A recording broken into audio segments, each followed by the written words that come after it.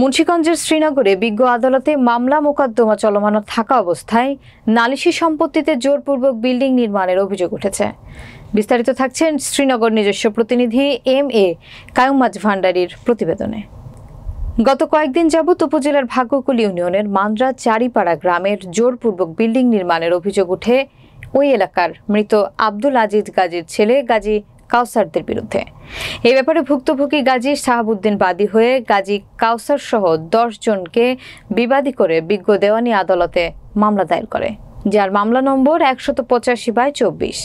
মামলা সূত্রে জানা যায়, মান্দ্রা মৌজার RS 1261 দাগের 24% নাল জমি হতে 3.25% জমি পৈতৃক ওয়ারিশ সূত্র মালিক ভুক্তভোগী গাজী শাহাবুদ্দিন।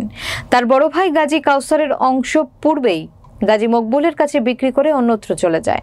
গত 9 আগস্ট সকালে গাজী কাউসার সহ তার স্ত্রী সেলিনা, 2 মেয়ে কণিকা ও কিয়া সহ আরো লোকজন নিয়ে ভুক্তভোগীর সম্পত্তিতে এসে জোরপূর্বক বিল্ডিং নির্মাণের চেষ্টা করেন।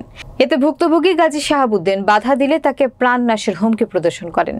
এই ব্যাপারে অভিযুক্ত গাজী কাউসারের কাছে জানতে চাইলে তিনি বলেন, আমাকে এই সম্পত্তি দিবে বলে আমার ভাই গাজী শাহাবুদ্দিন আমার কাছ থেকে টাকা নিয়েছে, কিন্তু এখনো আমাকে জায়গা না দিয়ে বাধা সৃষ্টি করছে। এ নিয়ে আদালতে মামলা মোকদ্দমা চলমান রয়েছে। শ্রীনগর থানার ASI জিয়া বলেন, তাদের দায়ের করা অভিযোগের ভিত্তিতে আমি ঘটনাস্থলে গিয়ে উভয় পক্ষকে আইন শৃঙ্খলার অবনতি যাতে না ঘটে সেজন্য বলে এসেছি। এটা ওর কোনো জমি নাই, এখানে কোনোই নাই। ভাই বিপদে পড়ছে, বিপদে পড়ার পর থেকে আমি তাকে আশ্রয় দিছি। আশ্রয় দিয়ে থাকবো কেমায়, তারপরে বিল্ডিং উঠাইবো। বিল্ডিংয়ের বাবদে আমি 4 লাখ টাকা দিছি।